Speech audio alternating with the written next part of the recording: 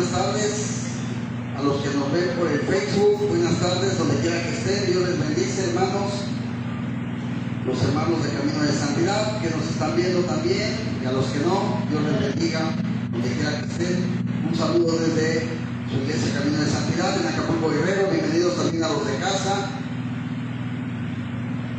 Hoy tenemos nuestro miércoles de estudio bíblico y hoy vamos a continuar estudiando Segunda de Corintios y hoy vamos a estudiar el capítulo 2. Yo creo que hoy sí terminamos este capítulo, es un capítulo corto, tiene 16 versículos, 17 versículos, así que yo espero que lo terminemos hoy. Así que vamos a comenzar. Busquen sus Biblias, los que traen Biblia, ubíquense ahí en el libro de Segunda de Corintios y váyanse al capítulo 2 que vamos a estar estudiando en esta tarde. Bienvenidos los que van llegando, un gusto verles, pásenle, están en la casa del Señor.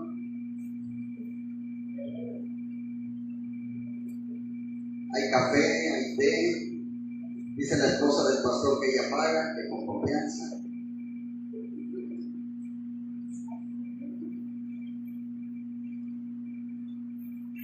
Bueno, ¿ya tienen sus Biblias? Capítulo 2 de Segunda de Corintios.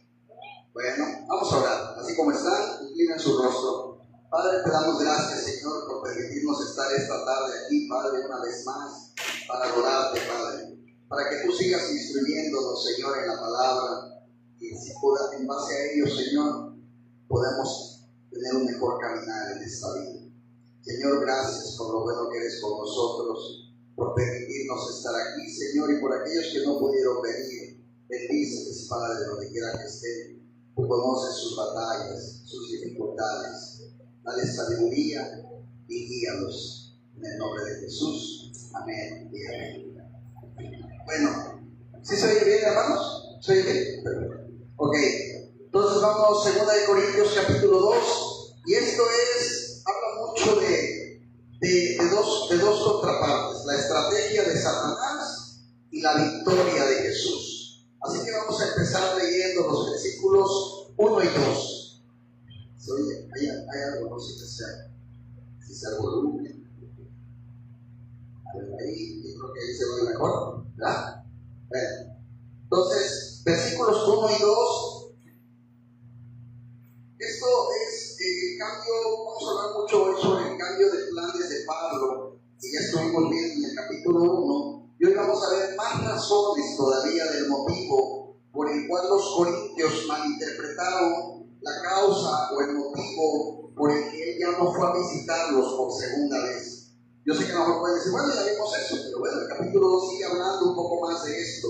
Y vamos a leer estos dos versículos donde Pablo recuerda precisamente lo que fue la primera visita, o la única, si podemos decirlo, que él hizo a Corintio. Y dice la palabra del Señor así: esto pues determiné para conmigo, no ir otra vez a vosotros con tristeza, porque si yo os contristo, ¿quién será luego el que me alegre, sino aquel a quien yo contristé?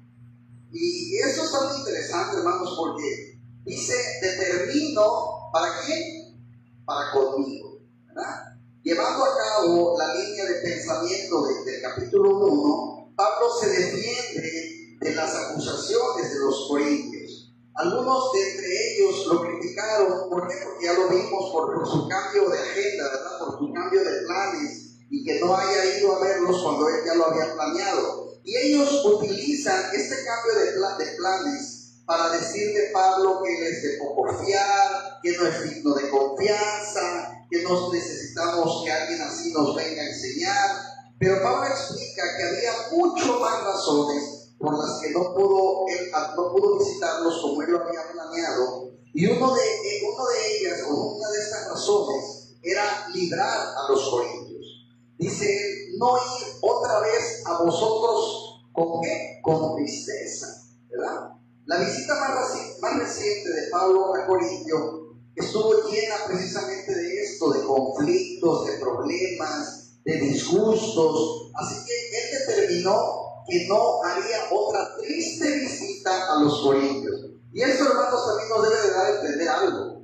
Quiere decir que de la primera visita a esta fecha, ¿ustedes creen que a él habían notificado de cambios positivos? Pues no, es obvio. Si yo ya fui y vi cosas que no me gustaron, discutimos, vi cosas que no son agradables a Dios, a estas fechas pues me he dado cuenta que todo sigue igual. ¿Para qué voy a volver a ir si va a volver a pasar lo mismo? Si él hubiera recibido noticias que las cosas han cambiado, que todo es para bien, yo estoy seguro que él hubiera decidido aceptar. Pero por algo él no fue.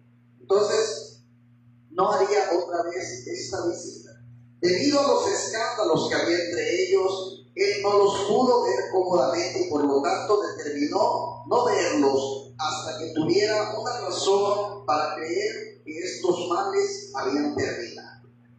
Incluso a muchos de nosotros nos ha llegado a pasar que podemos llegar a ir a visitar a algún familiar, hay problemas, resulta que la visita, lejos de que nos hayamos sentido mejor de haber ido, venimos peor, ¿verdad?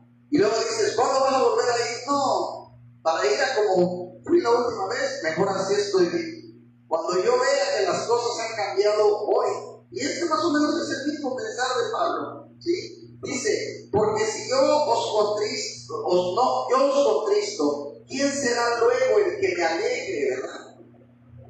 Pablo también sabía que otra triste visita no sería buena para él.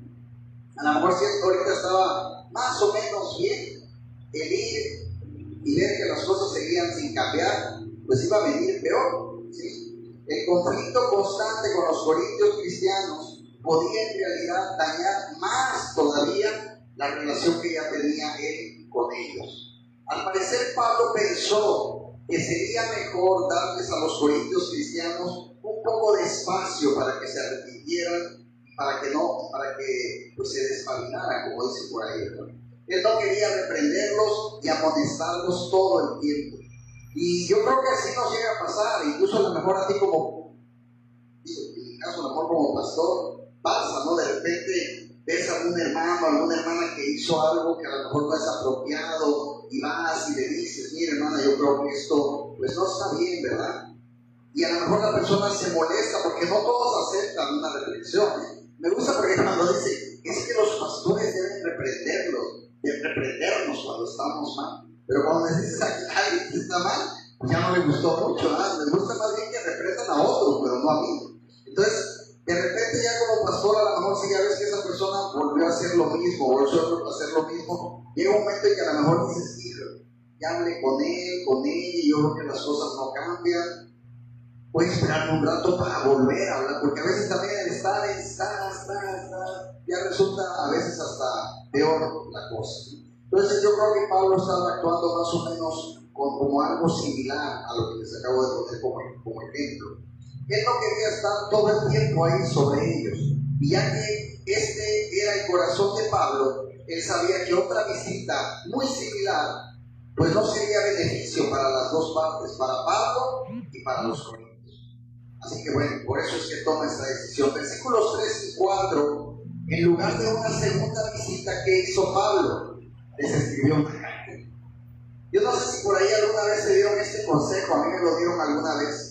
Me dijeron, cuando tengas que platicar con alguien que es difícil poder platicar, no sé si les ha tocado personas que tú quieres platicar y hay personas que no te dejan hablar. O hay personas que si tú les estás diciendo, mira, no, pero es que no te dejan ni terminar y ellos quieren tener siempre la razón. Entonces alguna vez alguien me dijo, cuando te toque ese tipo de personas, escríbeles una carta. Y ellos la lean y allá en su soledad de ellos van a poder leer y van a poder expresarte tú en tu carta todo lo que tú quieras.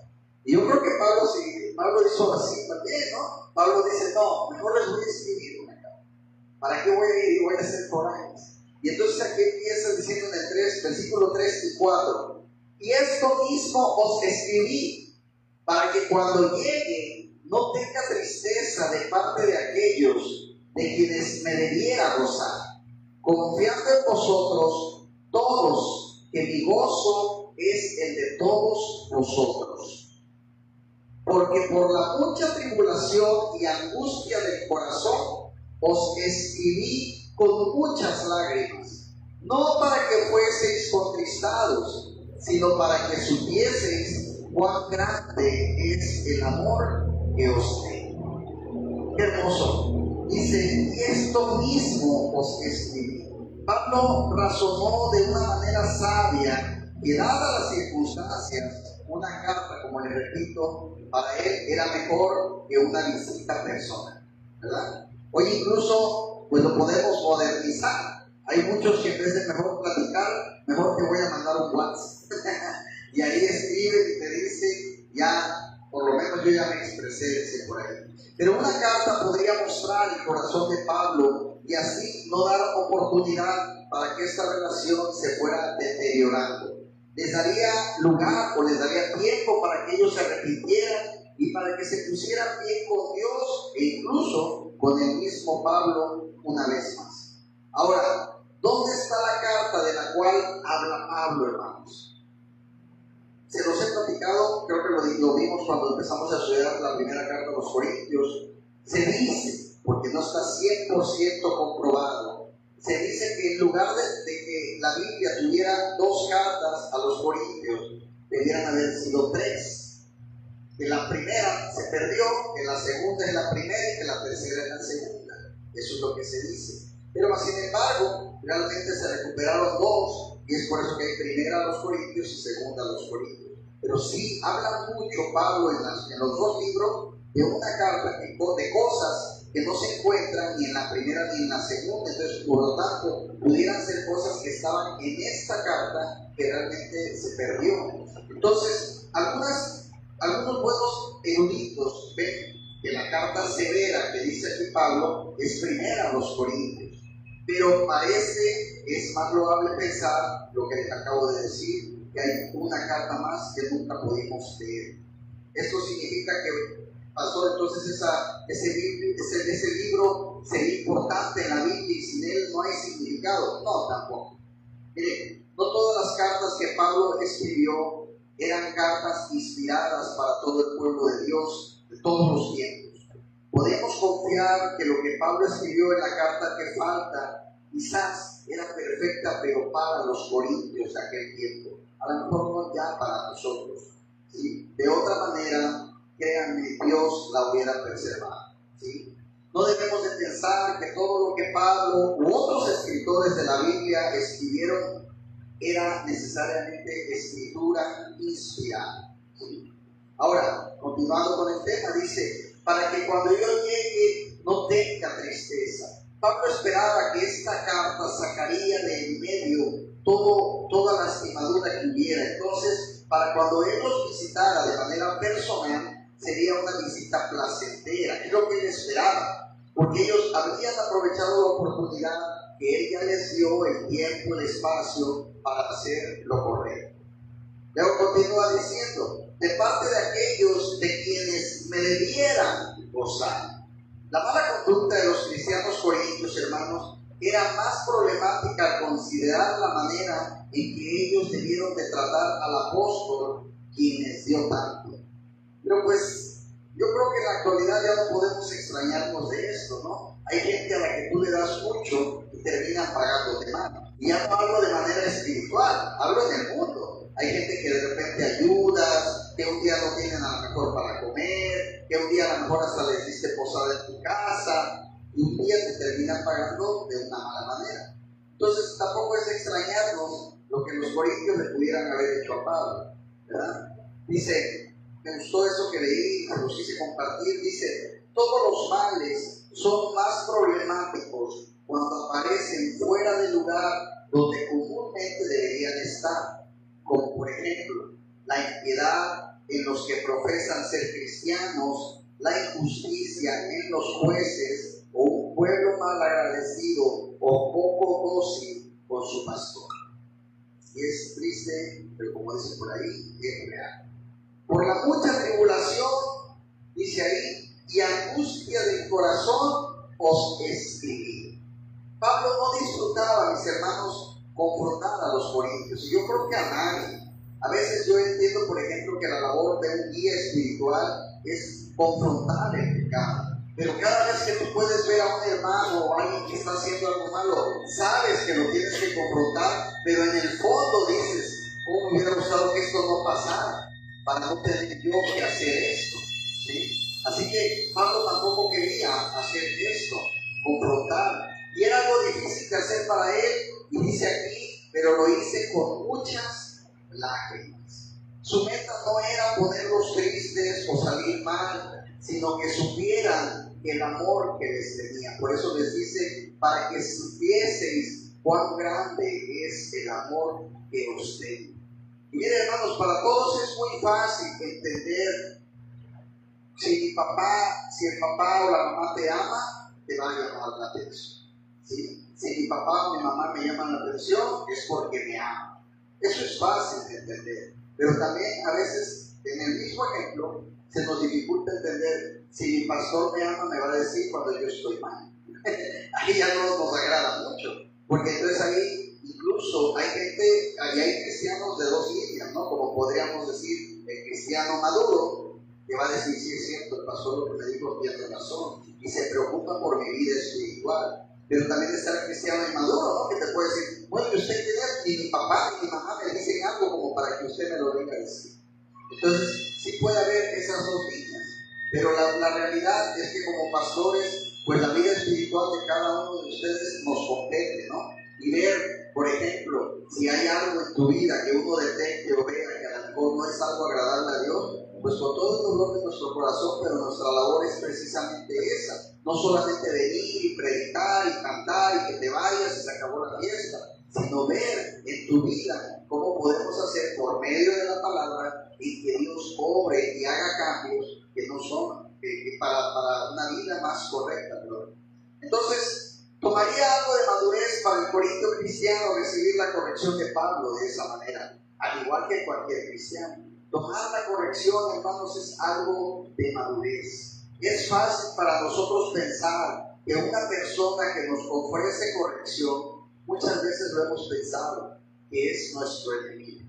Incluso no vamos lejos. Cuando los hijos estamos pasando por la adolescencia, ¿sí? Nos molesta que los papás nos llamen la atención. E incluso llegamos a ver a los papás como los peores enemigos y a los amigos como los mejores amigos, ¿sí? Aquí pensamos que incluso hay un momento en nuestras vidas que los amigos nos aman más que nuestros padres. ¿Por qué? Porque mis amigos siempre están ahí, nunca me dicen nada. En cambio tú, mamá o papá, toda la vida estás molesta o molesto por lo que yo hago. Y vemos a los padres como enemigos. Y entonces a veces pienso que es algo más de la carne que obra de manera así. Que alguien nos diga algo y nosotros molestarlo y ver como alguien que no quiere bien para mí, incluso, ¿por qué no también? Hasta entre los mismos esposos, ¿verdad? No todas las esposas se sujetan a sus esposos y su esposo les dice, mira, esto que estás haciendo está mal. O el mismo esposo, la misma esposa es la ayuda idónea para decir, mira, esto que haces o esto que hiciste no estuvo bien. No podemos pretender pensar que toda la vida tenemos la razón, ¿sí? Y si tenemos a alguien ahí guiándonos o ayudándonos a detectar nuestros errores, tenemos que darle gracias a Dios, mis hermanos. Amén. Usualmente el que nos trae corrección es porque nos ama, ¿sí? Yo no sé si tú lo hayas analizado, pero alguien que no te ama no le va a importar si haces algo mal. Alguien que no te ama te puede estar viendo que no te alimentas bien y no te va a decir nada. Alguien que no te ama puede verte que no te bañas en toda la semana y no te va a decir nada. Alguien que no te ama puede verte que no te gusta ni limpiar tu casa y no te va a decir nada. Alguien que no te ama puede verte que nunca vas a la iglesia y nunca buscas a Dios y no te va a decir nada, ¿sí? Puede ver que estás sumido en el alcohol o en las drogas y no te va a decir nada. ¿Por qué? Porque no te ama. Así de fácil, porque no te ama, ¿sí? Entonces, los cristianos no entendían este amor de Pablo. Su meta no era molestarlos, no era pelear, no era ponerlos tristes, su meta era mostrarles el amor que Él les tenía. Y miren, hermanos, en las iglesias a veces pasa. Muchas veces los que ya tenemos tiempo en el andar cristiano, no sé si a ustedes les ha tocado, pero a mí me ha tocado ver que de repente alguien puede estar haciendo algo que no está bien y el pastor le llama la atención y lo primero que hace es irse. ¿Sí? Yo no estoy diciendo que todos los que nos vamos a las iglesias porque por eso, no, estoy hablando de ese tipo de casos. Hay gente que es así. Hay gente que no soportan una corrección y lo primero que hacen es irse.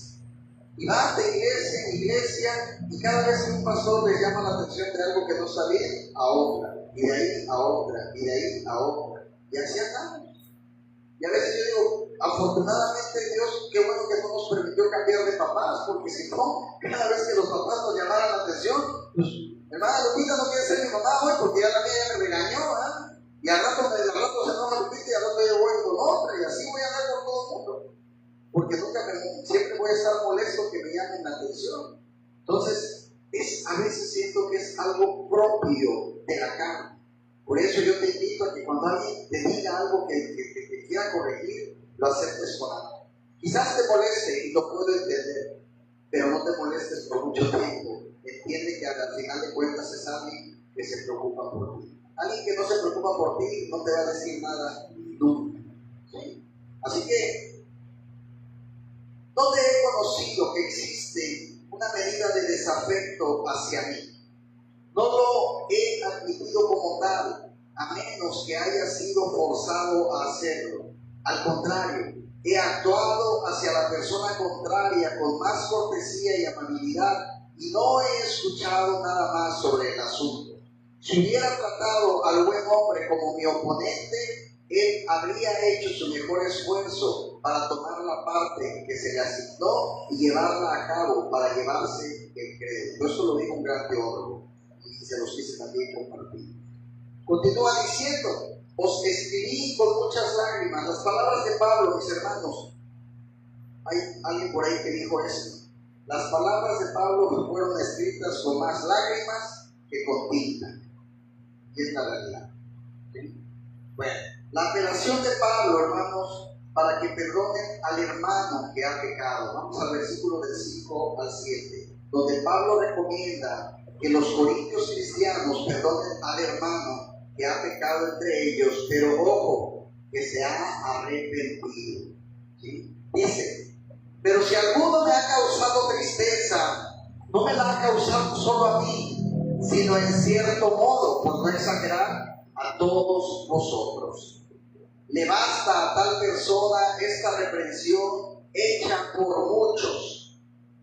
Así que, al contrario, vosotros más bien debéis perdonarle y consolarle para que no sea consumido de demasiada tristeza. Fíjense, si alguno me ha causado tristeza, Pablo muestra, hermano, una verdadera sabiduría y una comprensión pastoral. Aunque no lo crean, hermanos, cuando alguien de ustedes pueda estar fallando, si el pastor realmente te ama, también él se va a sentir triste. ¿Sí? También él, por ejemplo, yo cuando me ha tocado ver un matrimonio que está pasando por problemas, ando triste y me preocupo y digo, Señor, ¿de qué manera puedo yo ayudarles a que se puedan restablecer en comunicación? ¿Cómo puedo ayudarles a verlos a que se amen? Aquí hay muchas personas casados y casadas que viven solos. Y siempre les he dicho, ¿cómo me gustaría algún día verlos con sus esposos o con sus esposas? ¿Sí? Y a veces, por más que me busco, digo, Señor, al final de cuentas el único que lo puede hacer es tú. Pero ese es un amor pastoral. Y él se refiere también a una persona en específico, hermanos, cuando él está hablando aquí. Él se refiere, pero no nombra a este hombre. Ciertamente este hombre debió haber estado feliz de que su nombre no hubiera sido grabado en la palabra de Dios, porque siempre solo lo menciona al hermano. ¿Quién es ese hombre del que Pablo está hablando aquí, que todos tienen que perdonar y que lo tienen que volver a aceptar? ¿Quién es? Posiblemente sea el mismo hombre que Pablo le dijo a los corintios cristianos que lo confrontaran en la primera carta del capítulo 5. La frase a tal persona es utilizada en ambos libros para describir a este hombre. Y en 1 Corintios, cuando lo estudiamos, se nos dice que pecó en un asunto de incesto. Él vivió en la inmoralidad con su madrastra. Algunos lo recordarán. Entonces él está diciendo aquí, perdónenme, él ya se arrepintió. Algunos comentaristas están en desacuerdo y piensan que quizá Pablo habla de otro hombre. Ellos creen que este hombre pecó a insultar a Pablo cuando Pablo los visitó. Pero en 2 Corintios capítulo 2 dice que Pablo esperaba que los cristianos perdonaran primero al hermano, entonces él lo perdonaría. Si la ofensa hubiera sido algo personal hacia Pablo, entonces no hubiera decir primero perdónenlo ustedes y luego yo. ¿Sí? Pablo dice, no me ha causado a mí solo, refiriéndose a la tristeza que ha causado la actuación de este hombre. Si confiesa, su ofensa no era realmente particular en contra de Pablo. Así que es probable que tal persona era aquella que les acabo de decir, a la que debe ser confrontada. Y dice, por no exagerar, aparentemente el hombre fue puesto bajo la disciplina de la iglesia, hermanos, de la manera que Pablo lo instruyó. Y este hermano recibió la reprensión hecha por muchos. Después de recibir la reprensión, el hombre aparentemente se arrepintió. ¿Sí? Pero los cristianos corintios, ¿qué creen? Ya no lo querían recibir de vuelta en su iglesia. Por lo tanto, Pablo les dice que no sean severos por no exagerar con el hombre, que consideren la reprensión y que puedan perdonarle y consolarle. Y hermanos, por ahí dice un dicho que de verdad, yo no sé quién lo inventó, pero me da tristeza, porque dice, no es un dicho como tal, mundano, lo conocemos en el mundo cristiano, y dice por ahí que un cristiano es el que remata a otro cristiano. Y muchas veces pasa, hermanos, muchas veces en la misma iglesia alguien puede fallar, y eso nos puede pasar a cualquiera. Y entonces la persona puede estar en disciplina, el pastor lo puede reprender, puede él entender que pecó, que estuvo mal, puede cambiar, puede arrepentirse, ¿y qué creen? Lo perdona el pastor, lo perdona Dios, pero los hermanos no. Y seguimos viéndolo como el pecador, como el que falló. Ya luego ya no le hablamos, ya casi hasta pareciera que trajera lepra. No te acerques porque él pecó, porque él falló, porque él le fue infiel a su mujer, porque él golpeó, porque lo que sucede es que ¿qué va a pasar a mediano plazo? Esa persona se va a terminar. Y lo peor de todo, que ya después no vuelven a confiar de volver a entrar a otra iglesia, por el dolor que muchas veces nosotros mismos les causamos. ¿Sí? Así que yo siempre he dicho, la mejor manera de restaurar a un pecador es hablándoles del amor y del perdón de Cristo, así como Cristo lo hizo por nosotros. ¿Sí? Al contrario, si alguien falló, lejos de ir a ponerle el pie encima para que no se levante, hay que ir a poner la mano para darle la mano y levantarlo. Hermano, hermana, no estás solo, estamos contigo. Y hoy fallaste tú, ¿quién te dice que mañana no puedo ser yo? ¿Verdad? Y es lo que tenemos que hacer, levantar al hermano caído, abrazarlo y decir, bienvenido, ya te arrepentiste, gloria a Dios, sigamos juntos en armonía, y eres mi hermano o mi hermana en la fe. ¿Sí? Pero eso es lo que tenemos que hacer, hermano. Y muchas veces terminamos nosotros rematando al que ya está caído. Si quiere levantar, y le ponemos el pie encima para que no se levante. Es triste, pero es real también. Así que Pablo severamente reprendió a los corintios cristianos por su actitud relajada hacia este hombre y hacia su pecado.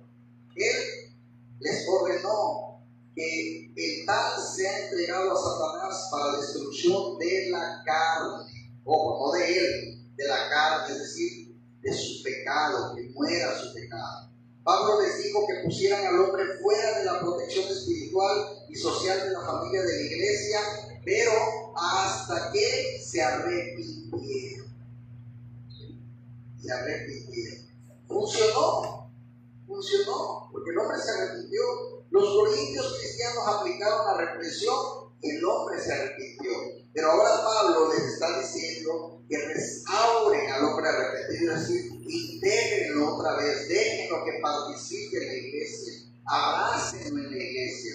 No nada más digan, pues sí, ya se arrepintió, siéntate por allá al fondo, allá en la esquina donde nadie te vea. No, eso no es perdonar, eso no es aceptar.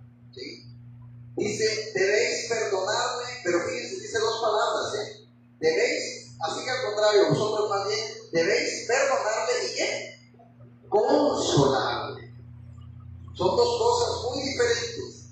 ¿Sí? Como cuando tu hijo hizo algo que no está bien y dice, ya mamá, perdóname, ya pues te perdono. Pero ¿qué hacen después?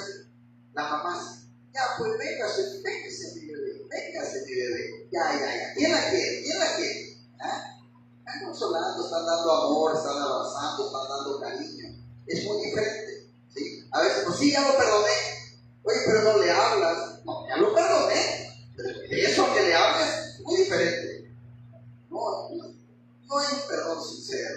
Hay que traer una consolación también. ¿Sí? Así que estaban igual de equivocados cuando le retuvieron el perdón y la restauración al hombre que se arrepintió, igual que cuando le dieron la bienvenida con los brazos abiertos y la aprobación mientras estaba en pecado. Fíjense qué incoherentes. Estaba en pecado, estaba acostándose con su madrastra, y ahí estaba en la iglesia y nadie decía nada.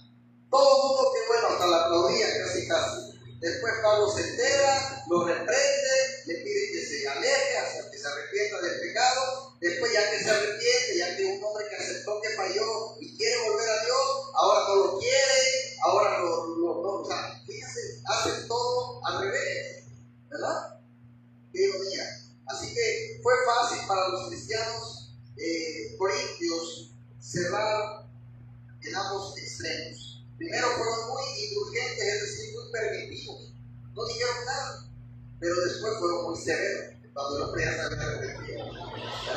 Pablo les dijo que hicieran más que perdonarle, también les dijo consolarle. Puede haber perdón jurídico, por ejemplo, que es duro, y dejar el alma siempre consciente del pasado. El consuelo, por el contrario, trata con el corazón, hermanos, y ayuda a olvidar. Esta es la forma en que Dios perdona, y así es como también tú y yo debemos de perdonar. ¿Por qué? Porque somos hijos de Dios. Y los hijos hacemos lo que hacen los padres. Tenemos que perdonar como lo hace. Y si te vuelve a fallar, ¿qué vas a hacer? Volver a perdonar. Le quitemos esos conceptos de que es que ya me hizo varias, es que ya lo perdoné varias veces. Si es necesario, tienes que volver a perdonar. ¿Cuántas veces? Las que sean necesarias. ¿Sí? Si la disciplina está carente en gran medida, hermanos, en la iglesia de hoy, también la gracia de perdonar y consolar a aquellos quienes, habiendo hecho mal, se arrepienten de verdad. Las almas han sido carcomidas con mucha tristeza debido a la severidad y al recelo de personas cristianas hacia ellos, en vista de algún mal que han hecho. El amor nunca menosprecia la santidad, pero la santidad jamás mata al amor. ¿Por qué hay muchos cristianos dolidos en las iglesias? ¿Por qué muchos cristianos nos vamos dolidos de algunas iglesias? Por la falta de amor entre nosotros mismos. ¿Sí? Si nosotros tuviéramos el amor de Cristo, ningún cristiano se iría de una iglesia lastimado. ¿Sí? Pero no lo tenemos. Dice al final, para que no sea consumido de demasiada tristeza. Su postura severa hacia este hombre, hermanos, tenía un verdadero peligro. Al retener la restauración y el perdón a este hombre, ellos se arriesgaban a arruinar su vida, causándole ser consumido por demasiada tristeza.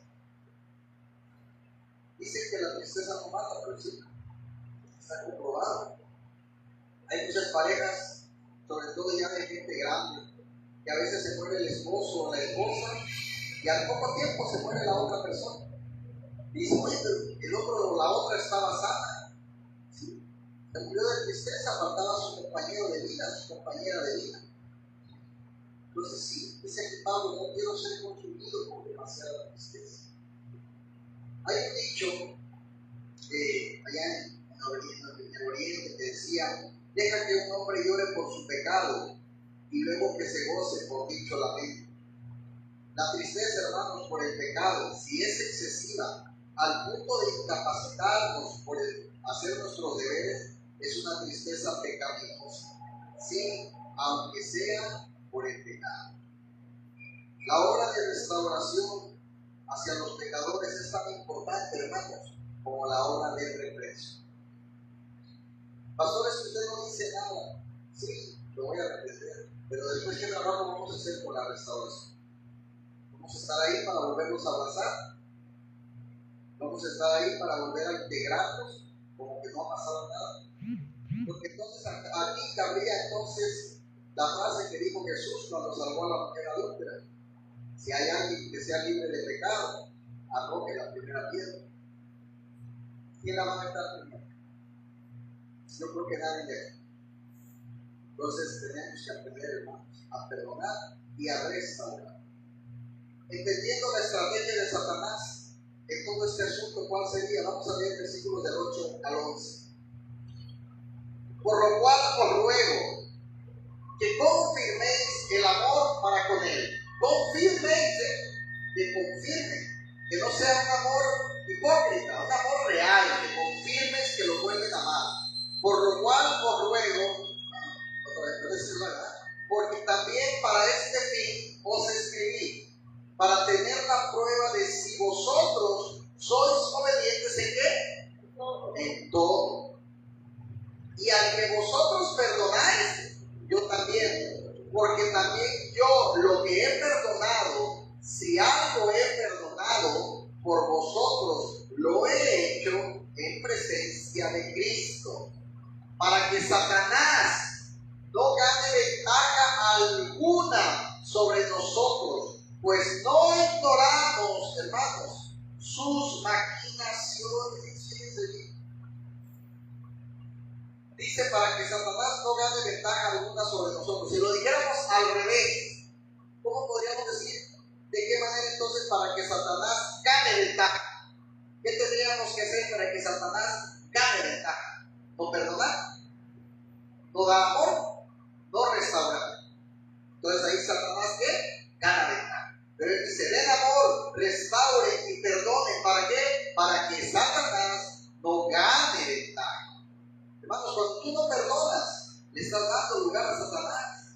Cuando tú te enojas con alguien, le estás dando lugar a Satanás. Y entre más tiempo pases estando enojado con esa persona, más tiempo le estás dando a Satanás que se goce.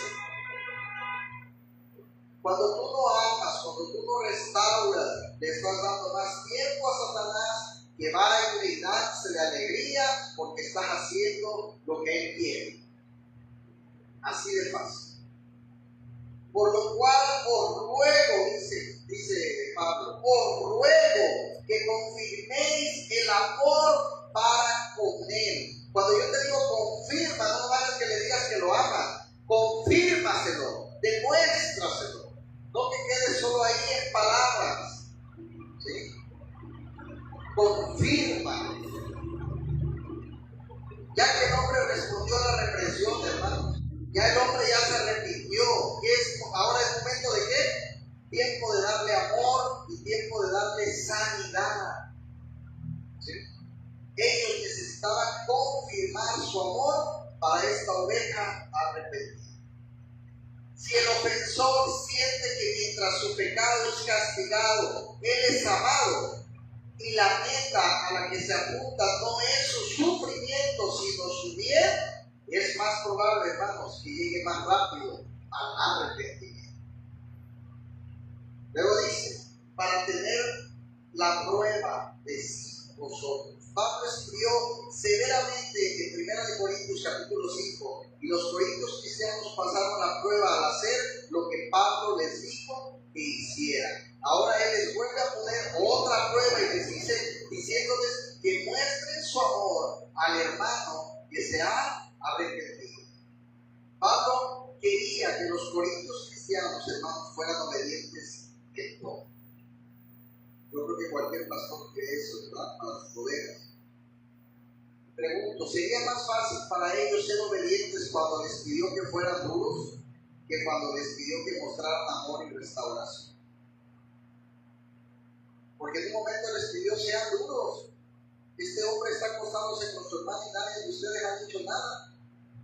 Todos están como si nada. Sean duros. Eso sí lo hicieron bien fácil.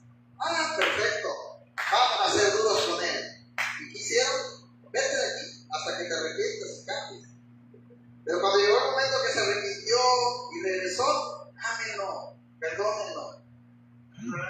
Ahí ya no fueron tan obedientes. Y así somos, hermanos, muchas veces. Somos muy fáciles para juzgar, para señalar, que para amar y perdonar. Y aquí Pablo nos da una lección, que tengas que ser obediente en todo. En todo, no nada más en lo que a ti te agrada, en todo. ¿Sí? Y al que vosotros perdonáis, Pablo dice, yo también. El hombre que ofendió también había pecado en contra de Pablo, de una manera directa o indirectamente. ¿Sí? Pablo espera que los cristianos corintios tomaran el liderazgo de mostrarle al hombre perdón y restauración. Y aún, mis hermanos, si la iglesia debe tratar a alguien como un incrédulo en alguna disciplina, debemos de recordar la manera en que debemos de tratar a los incrédulos. ¿Cómo? Con amor, con preocupación, esperando ganarlos para Jesús, ansiosos por su arrepentimiento. No puedes decir que te es más fácil perdonar a un hermano en Cristo que a un mundano. No puedes pensar de esa manera. Y si me apuras tantito, el amor tendrías hasta que perdonar más rápido al mundano, para que le demuestres el amor de Cristo y le puedas mostrar a Cristo. ¿Sí? Porque en la calle lo conoces, tú lo conoces, ya sabes quién es Cristo, pero aquel no. ¿Sí? Así que también eso es parte, hermanos, de un buen cristiano. Así que debemos estar ansiosos de perdonar, de amar a los de allá afuera, para que ellos puedan arrepentirse y buscar a Dios. No hay inconsistencia. Si tu hermano peca, ¿qué dice Lucas 17:3? Repréndelo. Y si se arrepiente, perdona. Si tu hermano peca, repréndelo. Y si se arrepiente, perdona. Ya muchos dicen, si peca, voy y lo reprendo. Si perdono, que me aguante. Ahorita todavía no. Ser obediente rápido en las dos cosas. No nada más en una. Y luego, pues lo que leíamos, para que Satanás no gane ventaja alguna sobre nosotros. Pablo sabía que este era un asunto especial, porque Satanás, hermanos, siempre va a buscar ganar ventaja de nuestros errores como iglesia y también como individuos. Hay un teólogo que se apellida Dana, y él describe cómo Satanás ama tomar ventaja. Es astuto, comerciante, ese codicioso y pasante, el que no devora casas de viudas, sino la mayor parte de las almas de los jóvenes. Y es la realidad. Para que él no gane ventaja. La antigua palabra griega, mis hermanos, pleonoteco, es utilizada en otros versículos, precisamente en el Nuevo Testamento. Y esta palabra tiene la idea de hacer trampa a alguien con algo que le pertenece. Cuando ignoramos las estrategias de Satanás, hermanos, él es capaz de tomar de nosotros cosas que nos pertenecen en Jesús. ¿Qué cosas te pertenecen por Jesús? Paz, gozo, compañerismo, sentido de perdón y la victoria en Cristo. Pero dice después, pero pues no ignoramos sus maquinaciones. Su fracaso de mostrar amor hacia el hombre arrepentido, hermanos, puede ser utilizado por Satanás para una estrategia. El retener el perdón, mis hermanos, del que se arrepiente es caer en el juego de Satanás. No hay nada más peligroso que darle la oportunidad a Satanás de reducir a un pecador a la desesperación. Siempre que fracasamos en dar consuelo a aquellos que son movidos por una confesión sincera de su pecado, le estamos siguiendo el juego a Satanás. Sus maquinaciones. Satanás, hermanos, tiene maquinaciones. ¿Alguien sabe qué significa esa palabra? Maquinaciones. Estrategias. Sus estrategias. ¿Sí? Él tiene estrategias específicas que utiliza en contra de nosotros para ganar ventaja sobre nosotros. Pablo podría decir que no ignoraba las estrategias de Satanás, pero hay que reconocer algo, hermanos. Hay muchos cristianos que hoy en día, muchos, ignoran estrategias de Satanás. Y no se dan cuenta cuando Satanás está obrando en tu vida. Debes aprender a analizar, a entender y a comprender cuáles son esas estrategias.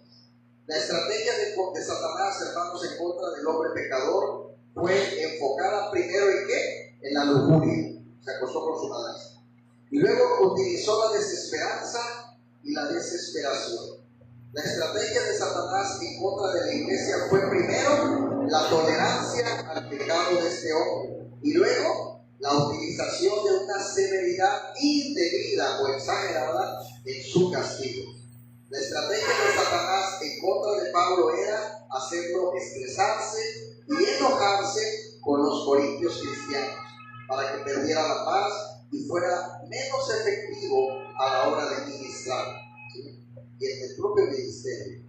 Calvino, otro teólogo, defendió estas estrategias como las ingeniosas artimañas y trucos de los cuales los creyentes deben estar alertas y que lo estarán si permiten, ojo, si permiten que el Espíritu de Dios gobierne sobre ellos. ¿Estás permitiendo tú que el Espíritu de Dios tome conciencia de las estrategias de Satanás que tiene contra ti? ¿Qué punto débil crees tú que Satanás explota en ti? ¿Qué punto débil crees que tú tienes? Tu carácter, tu lujuria, tu vicio, tu pereza. ¿Qué crees que Satanás explota más fácil contra ti? Cuando te enojas rápido y explotas y contestas, cuando no obedeces, cuando haces algo indebido. ¿En dónde está Satanás a ti intentando hacerte caer? En ese tiempo. Ahora, ¿eres ignorante de sus estrategias? O solamente cuando te enojas dices, es que así es mi carácter, pero no te has dado cuenta que ese carácter Satanás lo ha usado. ¿Sí? Y bueno, el triunfo de Cristo Jesús, versículos 12 y 13. Lo que Pablo hizo de camino a Macedonia.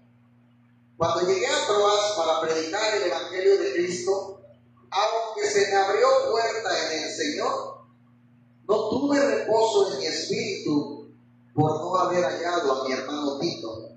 Así, despidiéndome de ellos, partí para Macedonia. Se me abrió puerta en el Señor, dice. Pablo estaba interesado, hermanos, en ministrar en donde Dios abría puertas. La única manera en la que nuestra obra por Dios es bendecida es cuando sea un servicio dirigido a Él. No hay otra manera, hermanos. Si tu servicio está dirigido a Dios, va a ser un servicio bendecido. ¿Dónde vamos o donde vemos, una puerta abierta? Ahí es donde podemos tener fe que Dios va a bendecir el ministerio. El lugar donde el amo pone la luz, entonces ahí hay trabajo que hacer. El lugar a donde Él envía a sus trabajadores, entonces ahí hay una cosecha que se debe de recoger. No tuve reposo, dice, en mi espíritu por no haber hallado a mi hermano Tito. Aún cuando había una puerta abierta, hermanos, Pablo sintió que no podía hacer todo lo que necesitaba hacer sin Tito ahí. Tito fue, sin duda alguna, su brazo derecho de Pablo. Y se los he dicho. Yo creo que todo pastor necesita, si se puede, hasta 2 o 3 brazos derechos, ¿verdad? Pero por lo menos siempre uno para su apoyo. Así que Tito estaba ahí. Y Pablo no se consideraba como un hombre que podía hacerlo todo. Yo creo que nadie puede hacer todo. Que pensamos que a veces podemos hacer todo es diferente, pero no podemos. Él sabía que necesitaba de otras personas con él, además de él mismo. Pablo también menciona su partida a Macedonia.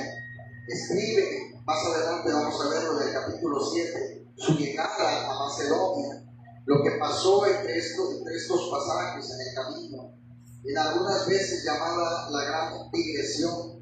Y en esta sección extendida, Pablo describe y defiende su ministerio como apóstol. Así que al final, hermanos, Jesús es el líder victorioso. Vamos a leer el versículo 14.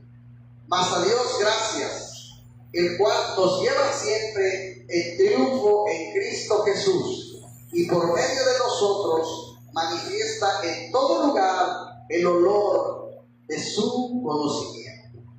Mas a Dios gracias, el cual nos lleva, ¿cuánto tiempo? Siempre. Pablo lidió, hermanos, con críticas de los corintios cristianos que les decían que él era un hombre de poco fiar, un hombre voluble, debido a sus cambios de viaje. Y él ya explicó aquí las razones de no llegar como lo había planeado. Quería que los corintios supieran que él estaba siguiendo a Cristo Jesús, hermano. Más que cualquier plan que pudo haber declarado a los corintios, el plan de Pablo realmente era siempre seguir a Cristo Jesús. Y luego dice, el cual nos lleva siempre en triunfo en Cristo. Aquí Pablo toma una ilustración del mundo romano, viendo a Jesús como el general victorioso y conquistador en un desfile de triunfo. Un desfile de victoria romano era hecho en honor de los generales exitosos cuando regresaban de sus conquistas. Y es lo que Pablo aquí más o menos hace. La idea es tomada del antiguo triunfo romano, el cual para los ojos del mundo de aquella época era el espectáculo más glorioso que podía concebir la imaginación. El líder adelante después de haber ganado la batalla. En un triunfo, la procesión general victoriosa marchaba por las calles de Roma hacia el Capitolio. Primero llegaban los oficiales del Estado y el Senado. Luego llegaban los trompetistas y eran llevados los despojos tomados de la tierra conquistada. Después llegaban imágenes de la tierra conquistada y modelos de ciudadelas y barcos conquistados. Posteriormente le seguía el toro blanco que sería tomado para el sacrificio. Luego allí caminaba la princesa cautiva y líderes generales encadenados, quienes en poco tiempo serían echados en prisión.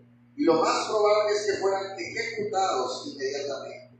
A continuación venían los lindores cargando sus varas, seguidos por los músicos con sus liras, y los sacerdotes que columpiaban sus incensarios con un incienso dulce que ardía en estos.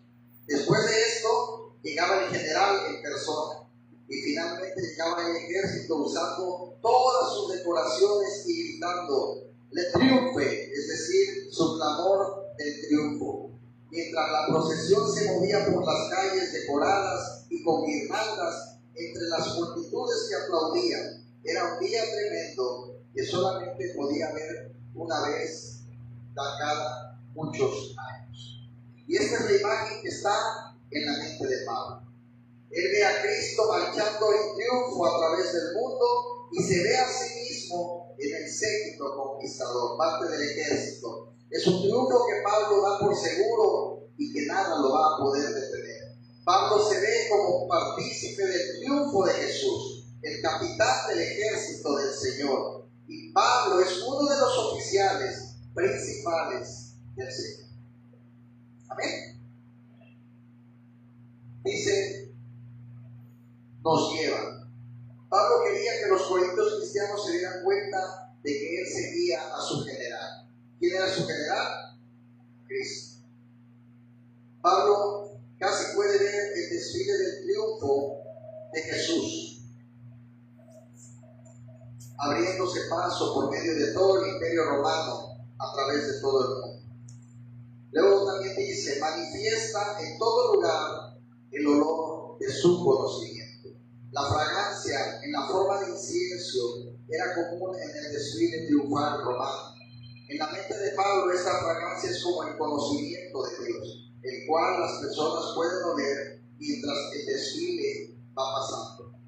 Ningún sentido queda en la memoria como el olor. No hay nada que recordemos con más fuerza que los olores, excepto quizás los olores desagradables. Así el apóstol deseaba que su vida fuera un olor fragante, flotando por el aire, recordando y sobre todo recordando a Cristo. Un dulce aroma de Cristo. No consiste mucho en lo que hacemos, hermanos, sino en nuestra forma de hacerlo. No tanto en nuestras palabras o en nuestras obras, sino en una dulzura indefinible, tierna, cortés, desinteresada y en el deseo de agradar a los demás para su edificación. Es el aliento y la fragancia de una vida oculta en Cristo, lo que expide un aroma de compañerismo con Él. Envuelve los hábitos de tu alma en la dulce fragancia del carácter de tu ser. El desfile triunfal, hermanos, significa cosas diferentes para personas diferentes. Versículos 15 y 16. Porque para Dios somos ¿qué? Grato olor de Cristo. ¿En quiénes? En los que se salvan y en los que se pierden. A estos, ciertamente olor de muerte para muerte, y a aquellos olor de vida para vida.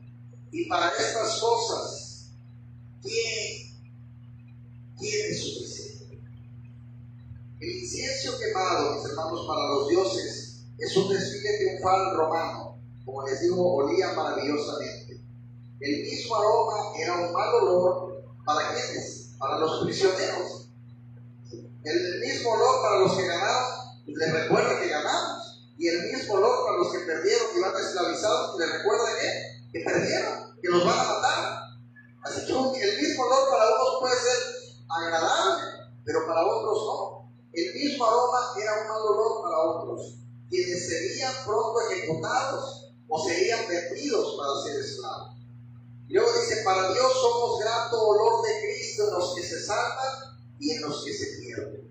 De la misma manera, hermanos, el mensaje del Evangelio es un mensaje de vida para ¿quiénes? Para los que lo reciben. Cuando tú recibes a Cristo, te encanta el olor a salvación, a perdón, a restauración, ¿sí? Pero es un mensaje de condenación ¿para qué? Para quien lo rechaza. Para quien lo rechaza. Y lo mismo sucede en el día presente de aquellos que reciben y aquellos que rechazan el Evangelio. Para los primeros es salvación, para los segundos es destrucción, ya que ellos no son únicamente no salvos, sino que debido a que no creyeron en el Evangelio, ahora son condenados porque lo han rechazado. Ahí en la parte final del 16, puede regresar a ese capítulo y luego seguimos con el 17. Dice, y para estas cosas, ¿quién es suficiente? Pues no somos como muchos que medran falsificando la palabra de Dios, sino que con sinceridad, como de parte de Dios y delante de Dios, hablamos ¿qué? En Cristo. Y para estas cosas, hermanos, ¿quién es suficiente? Cuando Pablo piensa en la grandeza del plan de Dios, su pregunta, si alguno es suficiente para formar parte de dicho plan en sí mismo, hermanos, nadie de nosotros es suficiente. Pero sí hay algo que debemos hacer. Aunque no seamos suficientes, debemos de predicar a Cristo. Y Pablo procede a mostrar que mientras tú prediques a Cristo, con eso es suficiente. Esta es una gran obra que implica primero consultar la mente y la voluntad de Dios y hallarla por medio del estudio y la meditación. Y luego comunicarla físicamente hacia las personas, sin mezclas vanas, sin mezclas corruptas, Todos como que el día de hoy, hermanos, adulteran la palabra predicada. Y esto lo tienen que aplicar a la conciencia de aquellos que escuchan. ¿Quién es suficiente para estas cosas? Esto es, para delegar el cargo del ministerio de predicar el Evangelio como los hombres debieran de predicar. Y dice al principio, pues no somos como muchos que medran falsificando la palabra de Dios. Hermanos, la palabra medran tiene la idea de adulterar o diluir para poder obtener ganancia, y era utilizada especialmente para hacer referencia a un vendedor de vino que diluía el vino para obtener más ganancias. Como dice por ahora, lo adulteraba. Pablo no era como los demás que diluían el Evangelio para poder obtener ganancias. Y eso es lo que vemos hoy. Muchas iglesias de la prosperidad te dicen citas que agradan y quitan citas que no te van a gustar. ¿Para qué? Para que la gente siga contenta, siga estando ahí y no haya una llamada de atención al pecado. Hay una frase que dice, medran falsificando la palabra de Dios, y esta es una de las profundidades del maligno, hermanos, en donde los ministros fieles de Dios, el día de hoy, hermanos, son unos perfectos extraños. Hoy es más normal ver a alguien que te hable de prosperidad que te hable a alguien que te hable de pecado. Hoy es más fácil encontrar en las redes sociales pastores que te hablen de bendición y hay pocos que te hablen de arrepentimiento. Esa es la realidad. Y el cristiano hoy está muy identificado con eso. Y por eso siempre les he dicho, las iglesias que más se habla del arrepentimiento son iglesias más vacías que donde se habla prosperidad. ¿Por qué? La misma palabra lo dice, que muchos en los últimos días tendrían comezón de oído, ¿verdad? Y es lo que está pasando. Dice, sino que con sinceridad. Hermanos, sinceridad proviene de una palabra antigua, palabra griega, la cual significaba puro, transparente. Uno puede describir algo que puede pasar la prueba de ser puesto a la luz del sol y verse mientras el sol brilla a través de él. Y así debe de ser el mensaje. El mensaje y el ministerio de Pablo, hermanos, no tenían motivos o agendas ocultas. Y termina diciendo, como parte de Dios y delante de Dios, hablamos en Cristo. Pablo siempre está consciente, hermanos, siempre, de que su primera audiencia en el ministerio es Dios mismo. ¿Sí? Cuando yo estoy predicando aquí, o el que esté predicando aquí, o el que esté sirviendo aquí, el primero en escucharlo va a ser siempre Dios. ¿Sí? Cada palabra que hablamos, cada palabra que decimos, tenemos que recordar que la estamos hablando delante de Dios. Amén. Vamos a ver. Padre, te damos gracias, Señor, por este capítulo 2 que hemos podido estudiar hoy, Señor, de esta segunda carta a los Corintios. Señor, sabemos que quizás para muchos estos estudios sean pesados, Padre, porque quizás no estamos acostumbrados, no estamos ejercitados, Señor. También muchos venimos de trabajar, venimos con el peso del día. Sin embargo, Señor, te rogamos que no veas el cansancio de nuestros cuerpos, sino la disposición de nuestros corazones. Señor, gracias porque nos permites estar aquí. Porque aunque seamos inmerecedores de tu presencia, Señor, nos permites estar bajo ella. Señor, síguenos guiando en este libro, Padre, de segunda carta a los Corintios. Síguenos instruyendo, Señor. Muéstranos, Padre, en aquello que tengamos todavía que mejorar y cambiar en nuestras vidas. Y bendice, Señor, a aquellos hermanos que no pudieron estar aquí con nosotros hoy.